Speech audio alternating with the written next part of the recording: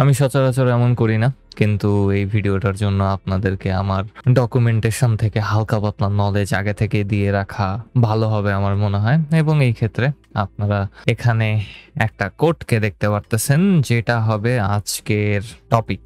And আপনারা যদি রিয়্যাক্টের ব্যাপারে ভালোভাবে জানা থাকেন এবং এই সিরিজটা যদি ফলো করে থাকেন, তাহলে আপনারা অলরেডি এটার ব্যাপারে জানেন। কিন্তু যদি না ফলো করে থাকেন, তাহলে আসসালামু আলাইকুম এভরিওয়ান। কি অবস্থা সবার? আশা করি সবাই ভালো আছেন, সুস্থ আছেন, সুন্দর আছেন।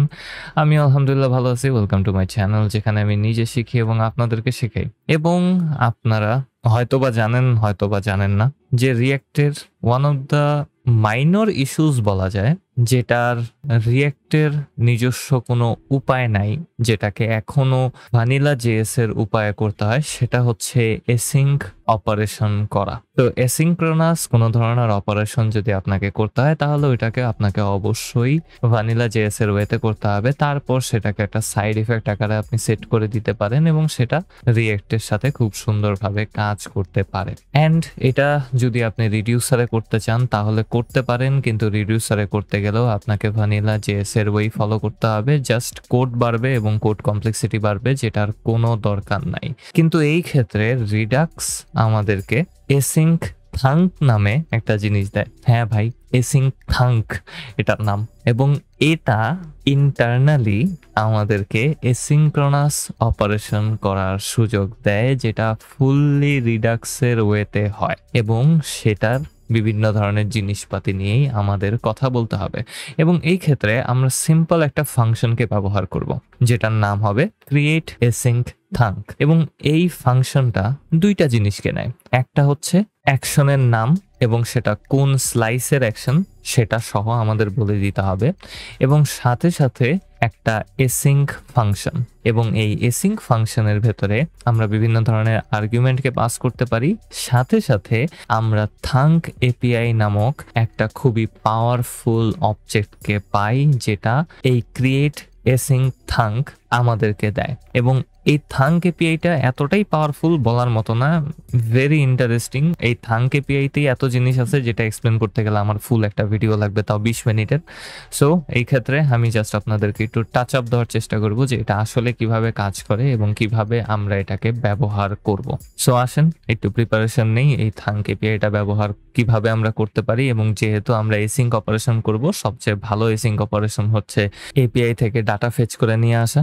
সো এই ক্ষেত্রে আমাদের একটা এপিআই তৈরি করা নেওয়া উচিত। আমি জেসন সার্ভারকে ব্যবহার করতে পারি। এই ক্ষেত্রে আমি জেসন সার্ভার ইনস্টল করছিলাম কিনা আমার মনে নাই, কিন্তু আপাতত আমার একটা db.json নামক একটা ফাইলের দরকার পড়বে। সো db.json নামক একটা ফাইলকে এখানে তৈরি করে নিব এবং এটার ভেতরে আমি কিছু ডাটাকে দিয়ে দিতে পারি। জাস্ট সেম টু সেম ডাটাই আমি নিতেছি, অন্য ডিফারেন্ট কোনো ডাটা আমি নিব না। যেই ডাটাটা আমরা এই প্রজেক্টের জন্য ব্যবহার করতেছিলাম সেটারই একটু মডিফাইড ভার্সন, যেন এটা জেসন সার্ভারের সাথে কাজ করতে পারে। দেখতেই পারতেছেন এটা একটা জেসন অবজেক্টের মতো আছে এবং সেটার ভেতরে জাস্ট আমরা কার্ড ডাটা নামক একটা প্রপার্টিকে দিয়ে দিছি, যেটার ভেতরে আমাদের ফুল অ্যারেটা আছে।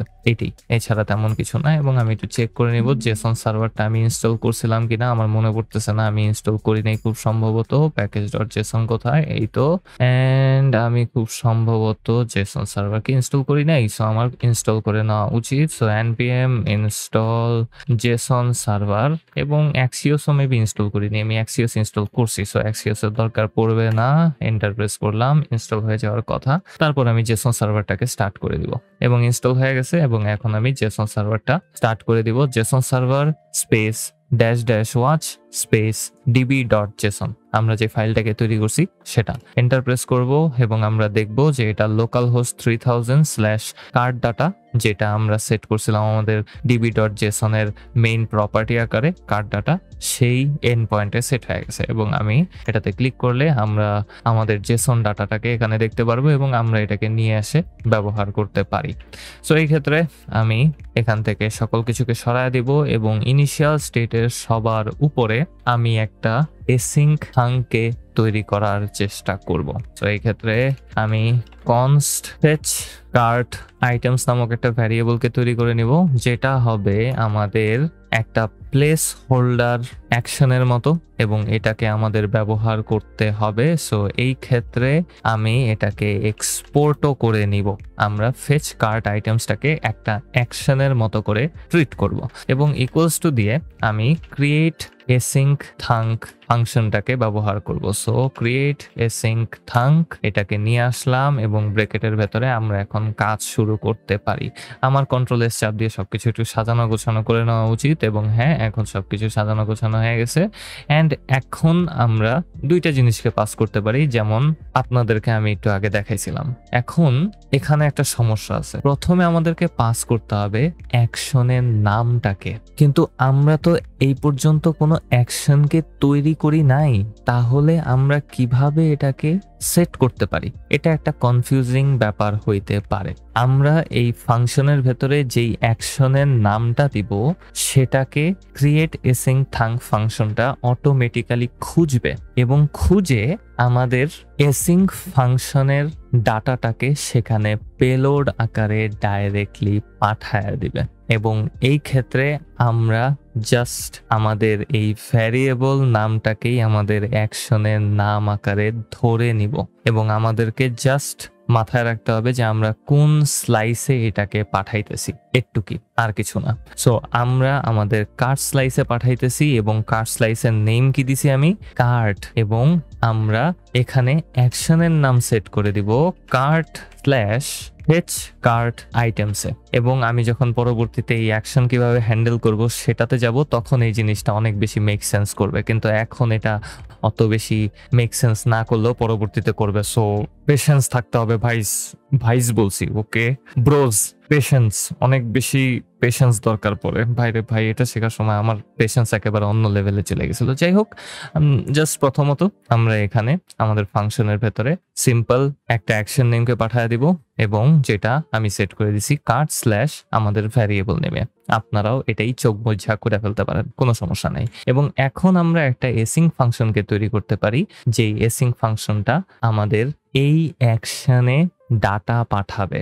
সো আমি এখানে একটা async ফাংশনকে দিয়ে দিব এবং এই async ফাংশনটার কাজ হবে এপিআই থেকে ডাটা ফেচ করা। সো এপিআই থেকে ডাটা ফেচ করার জন্য আমরা কি করছিলাম, সেম জিনিসটাই এখানে করতে পারি। আমরা একটা ট্রাই ব্লককে নিয়ে নিব এবং একটা ক্যাচ ব্লককে নিয়ে নিব, যেটার ভেতরে আমি এররটাকে পাওয়া যাব, অ্যান্ড একটা ফাইনালি ব্লককে এখানে দিয়ে দিতে পারি। এবং ফাইনালি ব্লকের এখানে তেমন কোনো দরকার পড়বে না, কারণ ফাইনালি ব্লকের কাজ হচ্ছে যদি ট্রাই হয়, ক্যাচ হয়, তারপরে কি হবে, আমরা ডাটা যদি পাওয়া যায় সাথে সাথে রিটার্ন করে দিব। এই কারণে আমাদের async ফাংশন এখানে ফাইনালি ব্লক পর্যন্ত যাবেও না এবং ক্যাচে আসলেও আমরা রিটার্ন করে দিতে পারি। সো ফাইনালি ব্লকের এখানে কোনো দরকার নেই, আমরা ক্যাচ পর্যন্ত থাকতে পারি এবং আমরা ডাটাটাকে সিম্পলি নিয়ে আসবো। সো আমি ইউআরএলটাকে কপি করে নিতেছি। কপি করার পর আমি const URL is equals to কোটেশনের ভেতরে ইউআরএল লিঙ্কটা দিয়ে দিব এবং এখন আমরা ডাটাটাকে এক্সিওস এর মাধ্যমে ফেচ করতে পারি। So const result is equals two Axios dot get method এবং এটার ভেতরে আমি ডাইরেক্টলি ইউআরএলটাকে দিয়ে দিতে পারি এবং আমি যেহেতু ইউআরএল থেকে ডাটাটাকে পাবো রেজাল্ট অবজেক্টের ভেতরে, রেজাল্ট অবজেক্টের ভেতরে ডাটা নামক একটা প্রপার্টি থাকবে যেটার ভেতর থেকে আমরা এই ফুল ডাটাটাকে পাওয়া যাব। সো এই ক্ষেত্রে আমি ডাইরেক্টলি রিটার্ন করে দিব রেজাল্ট ডট ডাটাটা এবং এই ক্ষেত্রে আপনাদের এটা মাথায় রাখতে হবে, আমাদের async ফাংশন থেকে যা রিটার্ন হবে সেটাই আমাদের এই অ্যাকশনে পেলোড আকারে পাঠানো হবে। এই জিনিসটা যেন মাথায় থাকে। সো আমি যেহেতু রিটার্ন করতেছি রেজাল্ট ডট ডাটা, আমাদের এই async থাংটা কার্ট স্লাইস থেকে ফেচ কার্ট আইটেমস নামক অ্যাকশনটাকে খুঁজবে এবং খুঁজে সেখানে ডাটাটাকে পাঠায়া দিবে। আমরা এখনো অ্যাকশনটাকে তৈরি করিনি। আমাদের অ্যাপটা কি কাজ করতেছে? করার কথা না, অফ হয়ে যাওয়ার কথা, কারণ আমি নিজেই অফ করছিলাম। সো অন করে দিই একটু, npm run Dave, enter press করলাম ও এন্টার এবং এটা কাজ করতেছে। এরর দেখাইতেছে না কারণ আমরা এখনো আমাদের এই ফেচ কার্ট আইটেমসটাকে ডিসপ্যাচ করি নাই। অ্যাকশন ডিসপ্যাচ না হলে কোনো কিছু হবে না এবং যদি আমরা এরর পাই তাহলে আমরা কি করব, এন্ড তখন আমি এই থাঙ্ক এপিআই কে ব্যবহার করতে পারি। সো আমাদের এই ক্রিয়েট এসিং থাঙ্ক ফাংশনটা এসিং ফাংশনের জন্য অটোমেটিক্যালি দুইটা জিনিসকে সেট করে দিবে। একটা হবে আর্গুমেন্টস, যেটার ভেতরে আমরা যে কোনো ধরনের জিনিস পাঠাইতে পারি, কোনো সমস্যা নেই। সো এখানে আমি আপাতত কোনো কিছুকে পাঠাবো না, এই কারণে একটা আন্ডারস্কোরকে দিয়ে দিলাম। এবং আরেকটা হবে থাঙ্ক এপিআই, এবং এই থাঙ্ক এপিআই আমাদেরকে অনেক ধরনের ফাংশনকে দিবে যেটাকে আমরা ব্যবহার করতে পারি। তার ভেতরে একটা হচ্ছে কাস্টম এরর মেসেজ সেট করা। আমি এখানে thank API dot reject with value নামক একটা মেথডকে ব্যবহার করব থাঙ্ক এপিআই থেকে পাওয়া, যেটাকে আমি ডাইরেক্টলি রিটার্ন করে দিতেছি, এবং এটা আমাদেরকে কাস্টম এরর মেসেজ শো করার ওয়ে দিয়ে দিবে। সো এটার ভেতরে আমি যাই দিই না কেন, এটাই একটা এরর মেসেজ আকারে আমাদের কনসোলে আমি শো করতে পারি। তো এটার ভেতরে আমি দিয়ে দিব সামথিং পয়েন্ট রং, অ্যান্ড এতটুকু হয়ে যাওয়ার পর আমাদের কাজ শেষ হয়ে যাওয়ার কথা। এবং আমরা একটা এসিনক্রোনাস থাঙ্ককে তৈরি করে নিলাম, যেটা এসিনক্রোনাস ফাংশনকে অ্যাক্টিভেট করবে, আমাদের এপিআই থেকে ডাটা নেবে এবং সেটাকে রিটার্ন করে দিবে। রিটার্ন করবে কোথায়? আমাদের কার্টের ভেতরে থাকা ফেচ কার্ট আইটেমস নামক অ্যাকশনের ভেতরে। অ্যান্ড এখন আসবে জ্বালার বিষয়। প্রথমত আমরা এই ফেচ কার্ট আইটেমসকে কিভাবে তৈরি করব এবং ওইটার ভেতরে অ্যাকশন কিভাবে সেট করব, এটা কি একেবারে জেনারেলি এখানে যেভাবে হয় ঠিক সেভাবেই হবে? না, আমরা রিডিউসার্সে যেভাবে অ্যাকশনকে সেট করছি এসিনক্রোনাস থাঙ্কের জন্য আমরা সেভাবে তৈরি করতে পারবো না। রিডাক্স থেকে আমাদের প্রত্যেকটা স্লাইসের জন্য এক্সট্রা আরেকটা প্রপার্টি দেওয়া হয়, যেই প্রপার্টিটার নাম হচ্ছে এক্সট্রা রিডিউসার্স।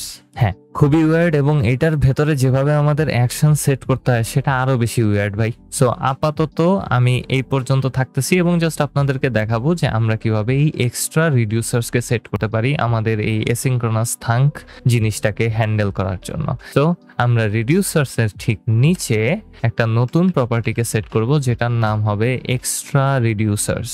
এবং এই এক্সট্রা রিডিউসার কোনো অবজেক্ট না, এটা একটা ফাংশন আকারে সেট করা আছে, এবং এই ফাংশনের ভেতরে আমাদেরকে বিল্ডার নামক একটা অবজেক্টকে দেওয়া হবে। এবং এই ফাংশনের ভেতরে আমরা এখন আমাদের এই এসিনক্রোনাস থাঙ্কের বিভিন্ন জিনিসপাতিকে হ্যান্ডেল করব। আমার মনে হয় এই ভিডিওতে যদি আমি এই সকল জিনিসপাতি নিয়ে কথা কই তাহলে সকল কিছু আপনাদের মাথার উপরে দিয়ে যাইতে পারে। সো এই ক্ষেত্রে আমি এই ভিডিওটা এই পর্যন্তই রাখবো, এবং আমরা পরের ভিডিওতে এক্সট্রা রিডিউসারে কিভাবে আমরা আমাদের এই এসিনক্রোনাস অপারেশনগুলোকে হ্যান্ডেল করব সে ব্যাপারে জানতে চাইতেছি।